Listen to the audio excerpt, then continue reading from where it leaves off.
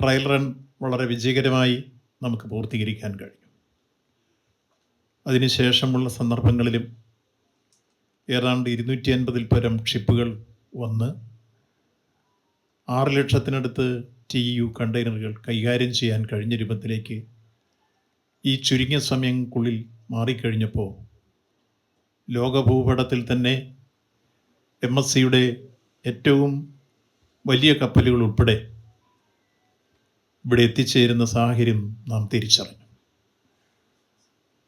San Fernando ആയിരുന്നു ആദ്യം ഇവിടെ എത്തിച്ചേർന്ന ഷിപ്പ്. ഇപ്പോൾ അത് ഏറ്റവും വിജയകരമായി നമ്മുടെ ട്രയൽ റൺ പൂർത്തീകരിച്ചു.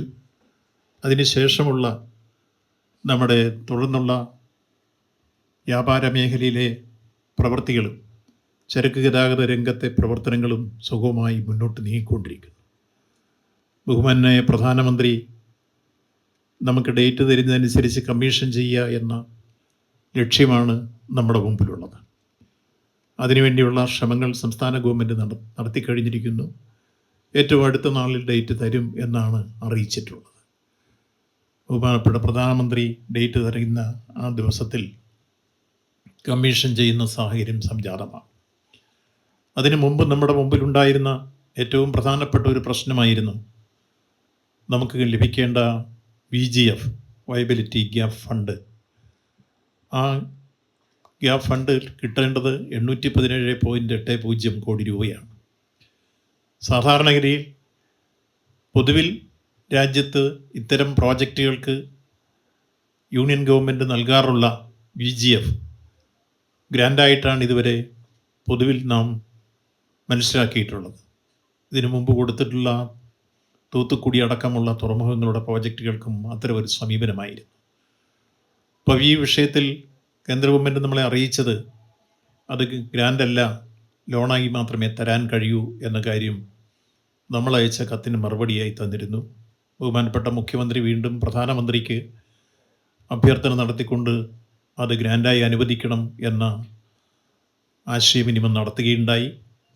പക്ഷേ ഇനി നമ്മളത് കാത്തുനിന്ന് സമയം മുന്നോട്ട് പോകാതിരിക്കാൻ 2, 3, 4 ഘട്ടങ്ങൾ 2028 പൂർത്തീകരിച്ച് ഈ തുറമുഖം നാം ആഗ്രഹിക്കുന്ന രൂപത്തിൽ അതിൻ്റെ പൂർണ്ണാർത്ഥത്തിലും ലക്ഷ്യത്തിലും വ്യാപ്തിയിലും എത്താൻ കഴിയുന്ന രൂപത്തിലേക്കുള്ള കരാറുകൾ ഒപ്പിട്ട് നിർമ്മാണ പ്രവർത്തനത്തിലേക്ക് കടക്കേണ്ട സമയം സമാഗതമായിരിക്കുന്നു.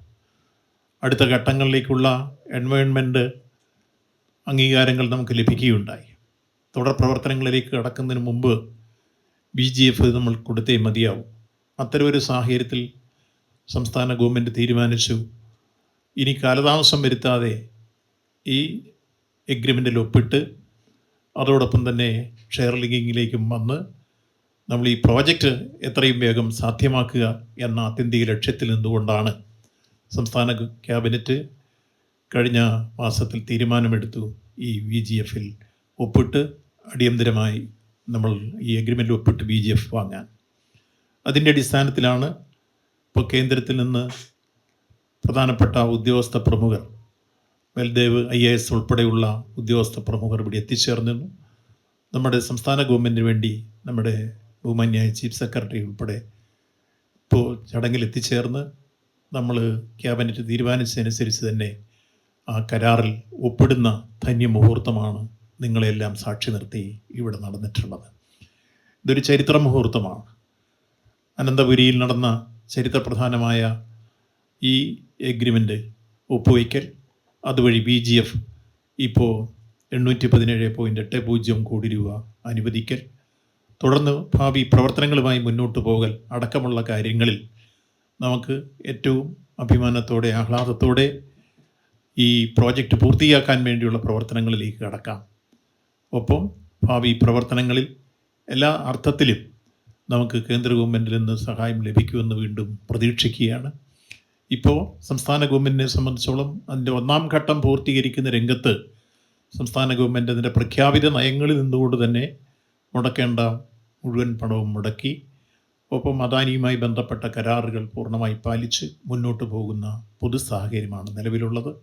ഭാവി പ്രവർത്തനങ്ങളിലും ഇനി നമുക്കങ്ങോട്ട് മുന്നോട്ട് വരേണ്ട റോഡ് കണക്ടിവിറ്റിയുണ്ട്, റെയിൽവേ കണക്ടിവിറ്റിയുണ്ട്. അതിനുവേണ്ടി യുദ്ധകാലാടിസ്ഥാനത്തിലുള്ള പ്രവർത്തനങ്ങളാണ് ഇപ്പോൾ നടത്തിക്കൊണ്ടിരിക്കുന്നത്. ഏതാണ്ട് 10.7 കിലോമീറ്റർ വരുന്ന റെയിൽവേ കണക്ടിവിറ്റി, 9.2 കിലോമീറ്റർ തുരങ്കപാതയാണ്. ഇപ്പോൾ കൊങ്കൺ റെയിൽവേ അതിൻ്റെ DPR തയ്യാറാക്കി, കേന്ദ്ര റെയിൽവേ മന്ത്രാലയം അത് അംഗീകരിച്ചു. അതുപോലെ പാരിസ്ഥിതിക മന്ത്രാലയവും അത് അംഗീകരിച്ചു. അതിൻ്റെ ഭൂമി ഏറ്റെടുക്കൽ പ്രക്രിയയിലേക്ക് നമ്മൾ കടന്നു കഴിഞ്ഞിരിക്കുന്നു. അതേപോലെ തന്നെയാണ് ഇപ്പുറത്ത് റോഡ് കണക്ടിവിറ്റിയുമായി NHAയുമായി ചർച്ച ചെയ്ത് അത് സംബന്ധിച്ചും പൊതുധാരണയിൽ നിന്നുകൊണ്ട് അത് നടപ്പിലാക്കാൻ വേണ്ടിയുള്ള പ്രവർത്തനങ്ങൾക്ക് തുടക്കം കുറിച്ച് കഴിഞ്ഞിരിക്കുന്നു.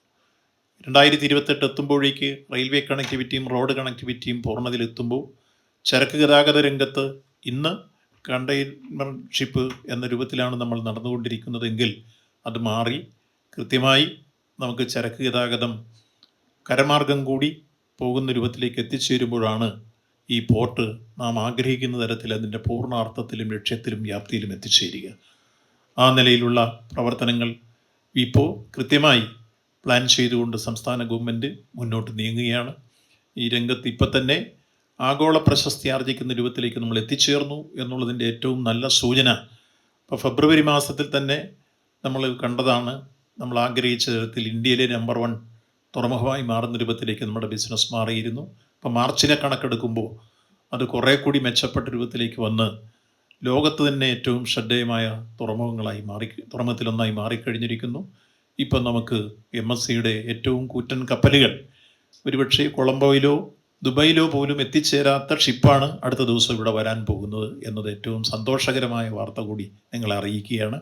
അപ്പോൾ ആ നിലയിൽ ലോക ഭൂപടത്തിൽ അന്താരാഷ്ട്ര മാരിടൈം ഇപ്പോൾ നമ്മൾ പൊതുവിലെടുക്കുമ്പോൾ അതിൻ്റെ ഉന്നതങ്ങളിലെത്തി ഈ സമുദ്രവ്യാപാര മേഖലയിലെ ഏറ്റവും പ്രധാനപ്പെട്ട തുറമുഖമായി ഇതിന് മാറ്റിത്തീർക്കുന്ന ആത്യന്തിക ലക്ഷ്യത്തോടു കൂടി എല്ലാ പരിശ്രമങ്ങളും നടത്തിക്കൊണ്ടാണ് സംസ്ഥാന ഗവൺമെൻറ് മുന്നോട്ട് നീങ്ങുന്നത്. ആ ശ്രമങ്ങളിലെല്ലാം എല്ലായ്പ്പോഴും നമ്മളെ സഹായിക്കുന്ന നല്ലവരായ ജനങ്ങൾ, അതോടൊപ്പം തന്നെ നമ്മുടെ നാട്ടിലെ മാധ്യമങ്ങൾ, ഒപ്പം മറ്റിതിന് പശ്ചാത്തല സൗകര്യങ്ങളെല്ലാം ഒരുക്കിക്കൊണ്ട് മുന്നോട്ട് വരുന്നവർ എല്ലാവരോടും ഇതുവരെയുള്ള നമ്മുടെ പുരോഗതിക്ക് സഹായിച്ചവരോടെല്ലാം നന്ദി രേഖപ്പെടുത്തിക്കൊണ്ട് ചരിത്രപ്രധാനമായ മറ്റൊരു മുഹൂർത്തത്തിന് സാക്ഷ്യം വഹിക്കാൻ എത്തിച്ചേർന്നവരെയും പ്രത്യേകമായി നന്ദി രേഖപ്പെടുത്തിക്കൊണ്ട് ഈ ചടങ്ങിൽ സംബന്ധിച്ച എല്ലാ മാധ്യമ സുഹൃത്തുക്കൾക്കും പ്രത്യേകമായ നന്ദി കൂടി രേഖപ്പെടുത്താൻ ഈ സന്ദർഭം വിനിയോഗിച്ചുകൊണ്ട് ഈ ചടങ്ങിൽ എല്ലാ അർത്ഥത്തിലുള്ള ഭാവങ്ങൾ നടന്നുകൊണ്ട് എൻ്റെ വാക്കുകൾ അവസാനിപ്പിക്കുന്നു. നന്ദി, നമസ്കാരം.